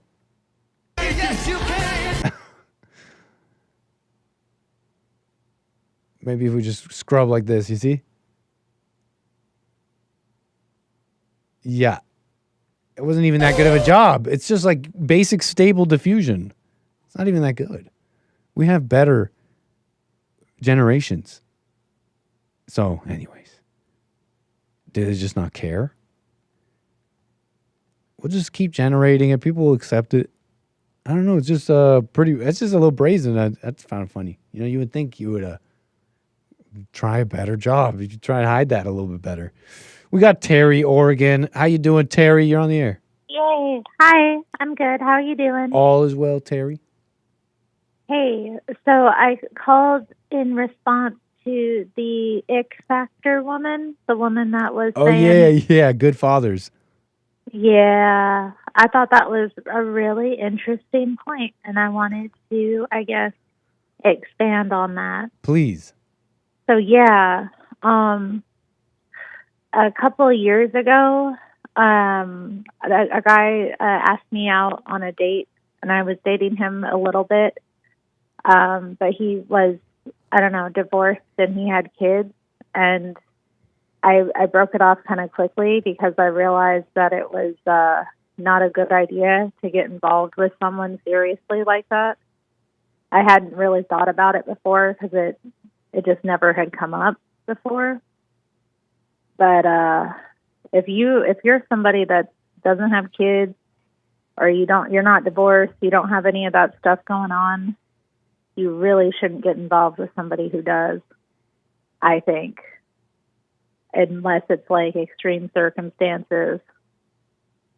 Because, I don't know, it's just not right.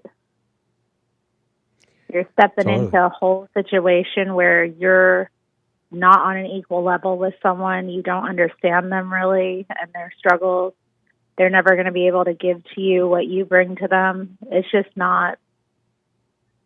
Either that or they're like a deadbeat and you're going to like look down on them because they're not involved in their kid's life. So, yeah.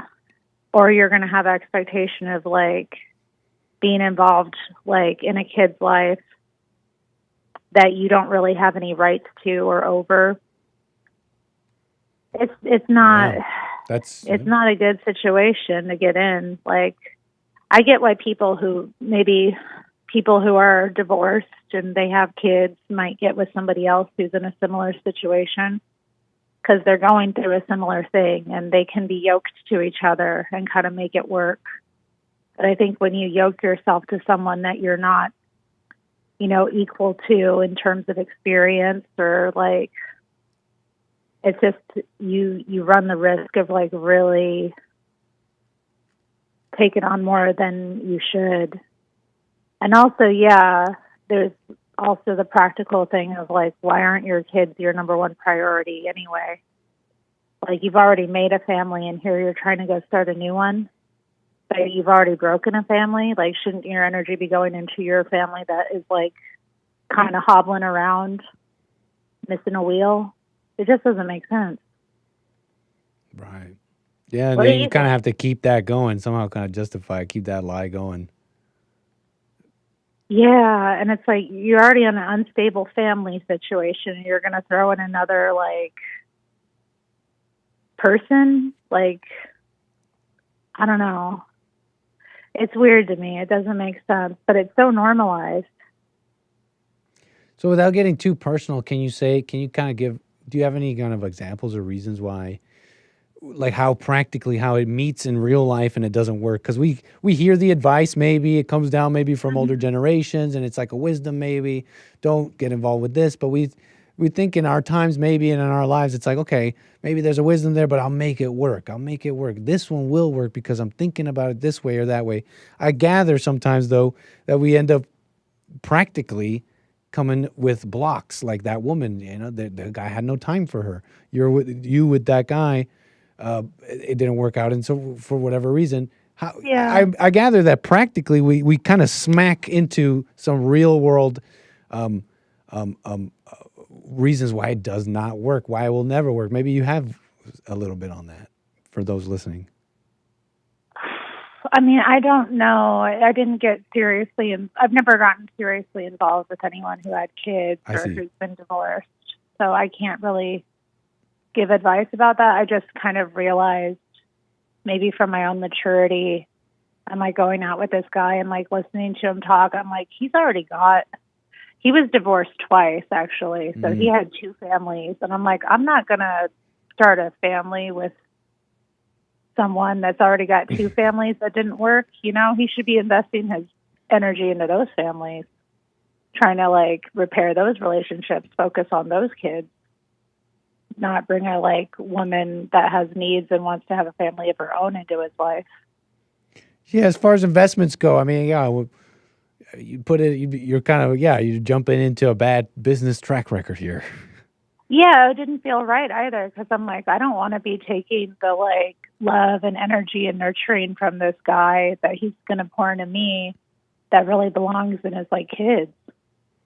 I know what you mean by that. I'd take it even further. It wouldn't even be that. It wouldn't even be this. It's like there's that. I think with that comment, you kind of reveal the relation. They kind of put it like the evil relationship going on here, the self-propagating mess where the two parties are getting what they want. Whatever it is, right? It can be as simple as just like some attention and companionship, but you see now here, I think you reveal the two sides where it's like you got this guy, you're thinking you're taking nurturing and that away from these kids, but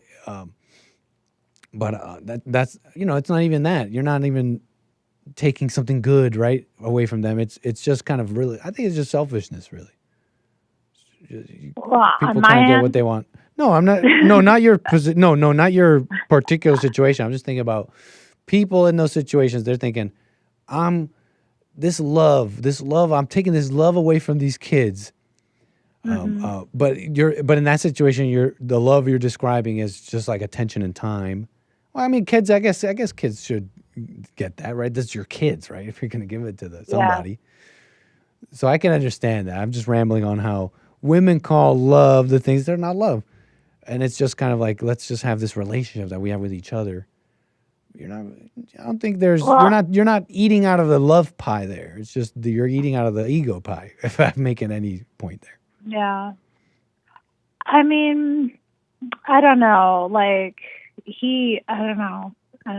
Maybe I don't. I think relationships between men and women are transactional to a certain degree. Like you have certain expectations of one another and things you're looking to get. And the love is what comes through when you dedicate yourself to someone and you're willing to take on responsibility and, put away your selfishness, for their better good. But that, I don't know. I think if you're somebody that doesn't have that kind of baggage, then you shouldn't take it on, right. You don't have to, yeah. It could be a simple time thing. It's like this person, I mean, these things become clear. You're with somebody, they become clear. This person clearly has the time at least to build something with me. On mere things like that, you see this person has all this time with this family they don't even have the time for this. It just does not make sense. It seems like you saw what you had to do there. And why it will not work if we could add to that topic for those listening. Terry, anything else you want to say on this? Last few minutes here we have. Oh, we are running late. No, I don't really have anything else to say. I just thought that lady was correct, even though it was kind of weird the way she said it. Yeah. People would put off. They kind of did her dirty with the edit, actually. She made some good points, actually. Or at least brought up, if they let it play, we'd find out, yeah, she's right to not be with that good father she was talking about. If he were a good father, then he wouldn't be looking for some strange woman to come into his life. I guess I got to give him one of those. He would want to provide stability for his kids and kind of keep, a distance there between strange women and his children. And she should have known that too, huh? It's like he's got this family. It's like you should have known that is not going to work. I think people don't know something won't work until they have experience, though, because we live in I was never told that growing up. Nobody ever warned me against don't date a divorcee, don't date. I never heard that either. Straight up. Yep. Nobody was like that because all the adults I saw were messy as heck and I never heard that. Yeah, straight up. I did not hear that growing up. I may have heard many things, but I did not hear that. I had to be like, you know what? This doesn't feel comfortable. It doesn't feel right. That's a fair point. Yeah, I did not hear that advice growing up. I heard it from Jesse. Great call, Terry. Call me again. All right, take care. Bye. Bye. Okay, Rick, you got a minute here, man. I appreciate your call, sir. I want to show some love here, but we got a minute, man. Rick, go ahead. Hampton, Virginia. Rick, going once, going twice. It's the end of the show, Rick. I wish we could show you more time, but we got to go. Okay, Rick, sorry about that. Call me again tomorrow. That's it. Punchy TV coming up, 2 p.m. Pacific time. Don't miss it with the experts. Okay, but that's it for me. More American Anchor Baby tomorrow. But for now, Take care. Peace. Bye-bye.